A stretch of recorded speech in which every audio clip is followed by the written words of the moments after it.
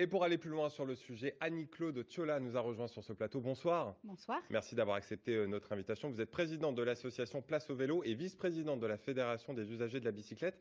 Les premières coronapistes ont vu le jour il y a un an, au printemps dernier, entre les deux tours des élections municipales. Est-ce qu'à l'époque, le vélo présenté comme un geste barrière a été instrumentalisé par le politique? Pas en tant que tel, mais curieusement, ça se trouvait en même temps que la campagne des municipales et le vélo a fait l'objet d'enchères pendant les municipales. Ça, c'est très clair. Alors, on vient de le voir dans le reportage, les villes sont souveraines dans l'aménagement de leur voirie. Vous regrettez que l'État ou les régions n'aient pas fait pression sur les villes pour qu'elles pérennisent ces coronapistes? Pas vraiment l'État et la région, parce qu'il y a quand même des encouragements, notamment avec les financements, mais c'est surtout les usagers qui doivent être entendus, parce que les usagers vont légitimer les aménagements.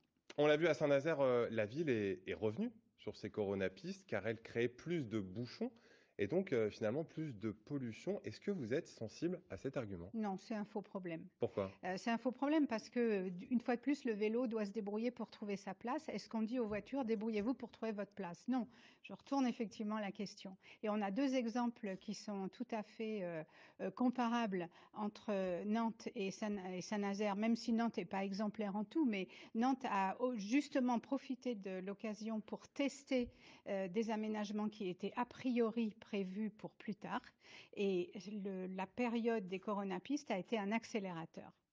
La pratique du vélo a augmenté avec la crise sanitaire. Aujourd'hui, quelle est la situation avec la généralisation du télétravail?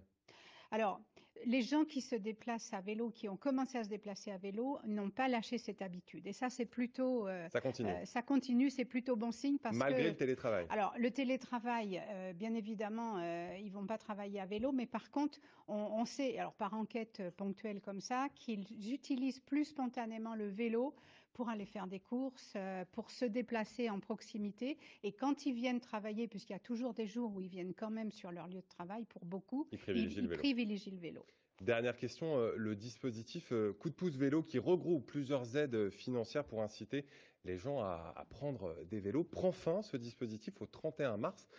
Par quoi va-t-il être remplacé? Alors il va pas être remplacé en tant que tel, mais il y a un autre programme, f aussi financé par des certificats d'énergie qui va prendre le relais. C'est le programme Objectif Label Employeur Pro Vélo qui va permettre à tous les employeurs d'aider leurs salariés à devenir des vélo-taffeurs. Donc les incitations continuent. Merci beaucoup, Annie-Claude Thiolat d'avoir accepté, notre invitation ce soir. Merci.